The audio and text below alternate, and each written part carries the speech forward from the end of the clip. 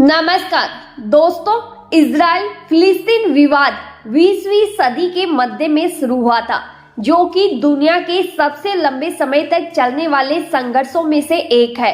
साल 1993 में एक समय ऐसा आया जब ये दोनों शांतिपूर्ण समझौते के लिए हाथ मिलाते नजर आए, लेकिन ऐसा क्या हुआ अचानक फिर कि आज हालात तीसरे विश्व युद्ध की तरफ इशारा करते नजर आ रहे हैं। अगर हमें इसका कारण जानना है तो सबसे पहले इसका इतिहास जानना होगा।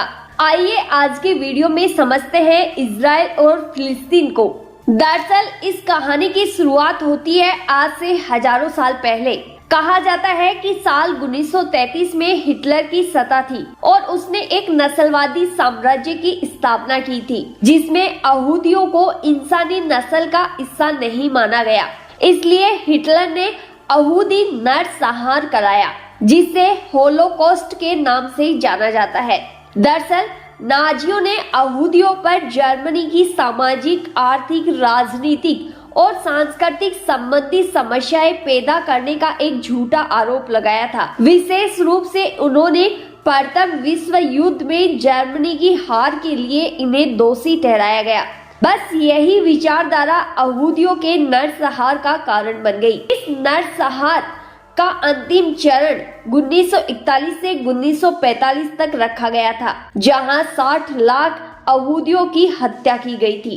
इस कारण यहूदियों में एक भावना जागृत होने लगी कि कोई भी देश हमें अपना नहीं मानता। अगर कुशल जीवन यापन करना है तो हमें अपना खुद का देश बनाना होगा। बता दें कि थियोडोर हर्जल नामक एक पत्रकार थे, जिन्होंने साल 1896 में एक पंपलेट जायोनी घोषणा पत्र द ज्यूश स्टेट प्रकाशित किया था, जिसमें उन्होंने अपनी बात रखते हुए कहा था कि यहूदियों को अपनी एक नई कंट्री मिलनी चाहिए। इनसे पहले भी 1870 से ही ऐसी कई संस्थाएं थी जो अपने आप को लवर्स ऑफ जाइन कहकर बुलाती थी, जो चाहती थी कि एक अलग देश बने। इस कारण साल 1882 में यहूदी ओटोमन फिलिस्तीन में आकर बस गए। इस समय ना कोई इजराइल, ना कोई गाजा, ना कोई वेस्ट बैंक था। ये सारा इलाका केवल फिलिस्तीन था, जो कि ओटोमन एम्पायर के अंतर्गत आता था।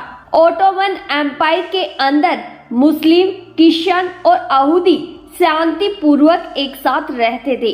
अब हम साल 1915 की बात करते हैं, तो जहां पर प्रथम विश्व युद्ध चल रहा होता है। ब्रिटिश साम्राज्य, फ्रांसीसी तृतीय गणराज्य और इटली साम्राज्य ने ओटोमन के विरोध में अरब विद्रोह के साथ लड़ाई लड़ते हैं। ब्रिटिश अपना खेल खेलते हैं। यहाँ पर वो कहते हैं अरब के मेक मोहन हुसैन को कि आप हमें ओटोमन को हराने में मदद करें, हम आपको फिलिस्तीन दे देंगे। अरबी लड़ाई कर रहे हैं अपनी एक अरब देश बनाने के लिए, इसलिए वो सहमत हो जाते हैं। वहीं दूसरी तरफ ब्रिटिश यहूदियों से भी प्रॉमिस करते हैं कि हम तुम्हारी मदद करेंगे अपना एक नया देश बनाने के लिए और आप हमारी मदद कीजिए। ऐसा इसलिए किया जाता है ताकि अमेरिका की राजनीति पर ब्रिटिश अपना अधिकार जमा सके। वास्तव में बात करें तो ब्रिटिश ने फ्रेंच के साथ एक सीक्रेट डील कर ली थी, और जब ओटोमन हार गया उसके बाद जो मध्य ईस्ट का इलाका था उसको ब्रिटिश और फ्रेंच ने आधा आधा बांट लिया था। फिलिस्तीन को ब्रिटिश ने अपने अंडर ले लिया। साल 1918 से 1948 तक फिलिस्तीन पर ब्रिटिश राज करता रहा। इसी बीच जर्मनी में हिटलर को पॉलिटिकल पावर मिल जाती है। फिर हिटलर से यहूदी अपनी जान बचाकर अलग अलग देशों में भागने लगते हैं, जिनमें से कुछ यहूदी फिलिस्तीन जाकर रहते हैं, लेकिन ब्रिटिश उन पर रोक लगा देता है और कहीं न कहीं यहाँ से इजराइल की भी शुरुआत हो जाती है। और साल 1940 के आसपास फिलिस्तीन राष्ट्रवादी आंदोलन शुरू हो जाता है, जिसमें ये अपने देश की मांग रखते हैं। साल 1948 में ब्रिटिश सरकार को एहसास होता है कि वह अपना साम्राज्य और यहाँ नहीं चला सकते हैं। फिर 14 मई को ब्रिटेन ने अपने साम्राज्य की समाप्ति की घोषणा कर दी। अब निर्णय फिलिस्तीन और यहूदी देश को करना था। साल 1947 में संयुक्त राष्ट्र विभाजन योजना के अनुसार संयुक्त राष्ट्र का 57% क्षेत्र यहूदी देश को और 43% क्षेत्र अरब फिलिस्तीन को दिया गया था। इस दिन यहूदियों ने अपने देश का नाम इजराइल रख दिया और ऐसे इजराइल देश का जन्म हुआ। लेकिन वहीं दूसरी तरफ अरब देश इस योजना से खुश नहीं था। इसलिए 5 पड़ोसी अरब राज्यों ने इजराइल के खिलाफ युद्ध शुरू कर दिया और इस युद्ध को अरब इजराइल युद्ध का नाम दिया गया।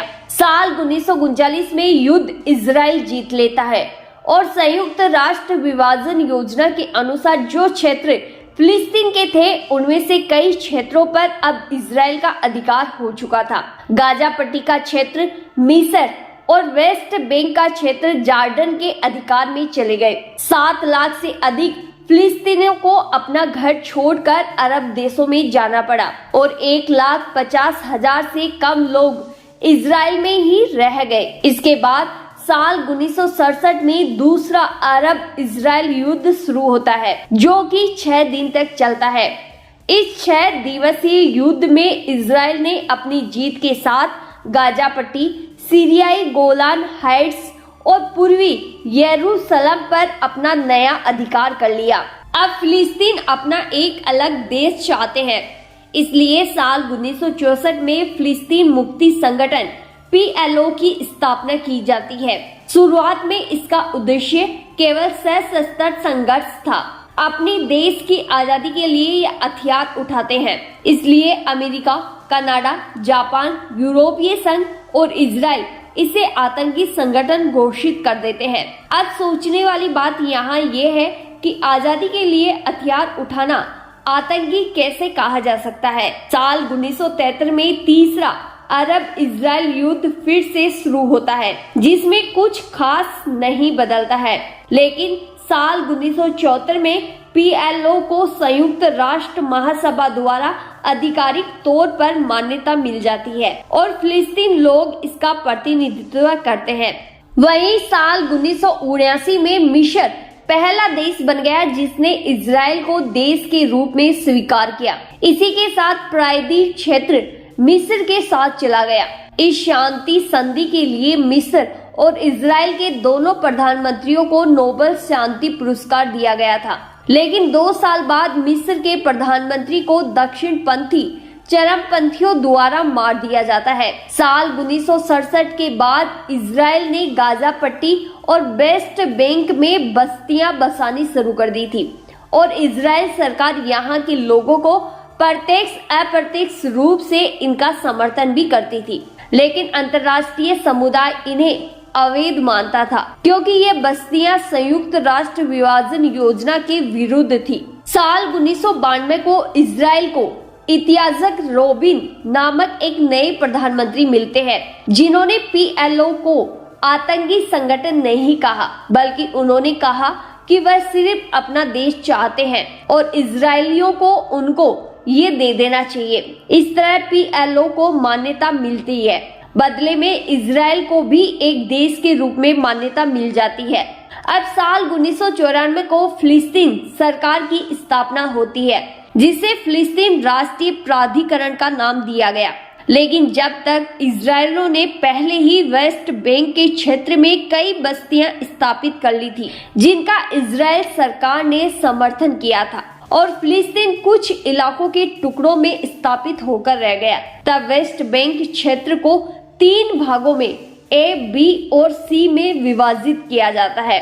A पर फिलिस्तीन सरकार और C क्षेत्र पर इजरायली सरकार और B क्षेत्र पर दोनों सरकारों का नियंत्रण होगा।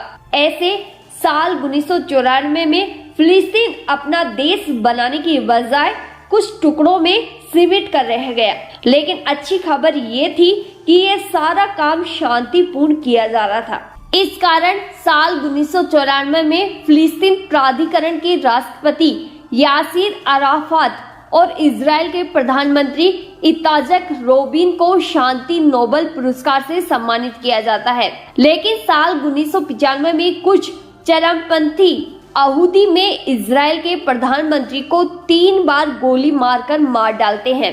ऐसे में ये मामला फिर से वहीं आकर रुक गया जहां से शुरू हुआ था। इस घटना के कुछ साल पहले साल 1987 में हमास की स्थापना की गई थी। हमास के बारे में हमने आपको पहले ही एक वीडियो बनाकर बता दिया है, जिसे आप देख सकते हैं।